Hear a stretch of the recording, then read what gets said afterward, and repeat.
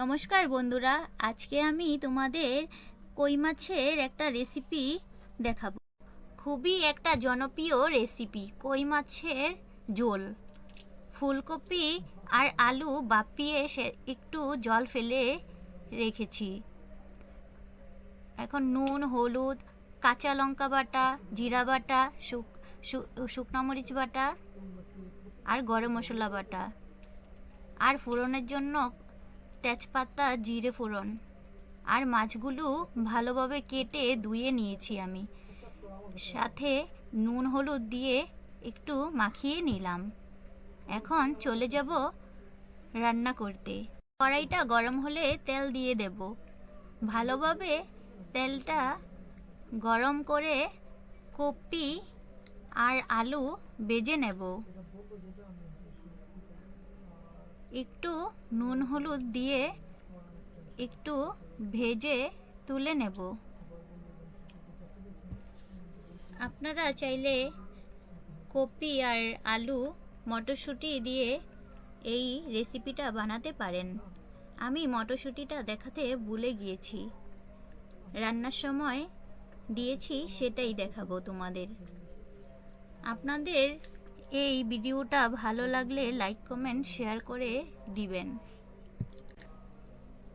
এখন ভালোভাবে আমরা আলু আর ফুলকপি ভেজে তুলে নেব।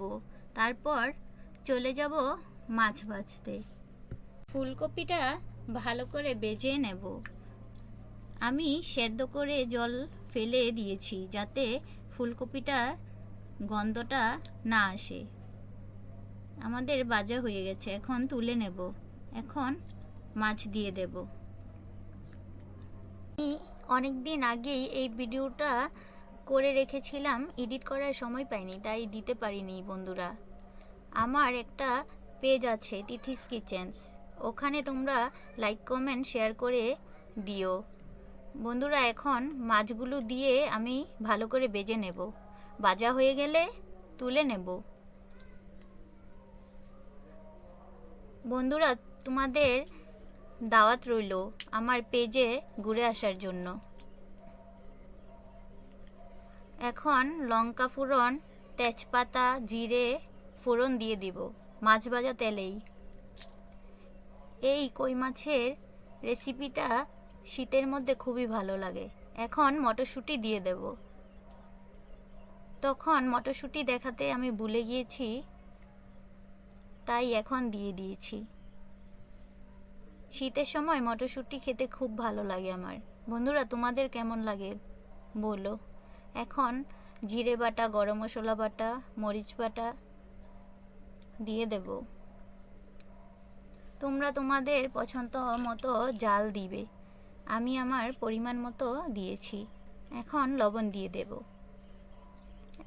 এখন হলুদ দিয়ে দেব পরিমাণ মতো। ভালো করে কষিয়ে নেব। কষানো হলে যত ভালোভাবে কষাবে তখন এই একটু জল দিয়ে নিলাম যাতে পুরা না লেগে যায়। এখন ভালোভাবে কষিয়ে নেব।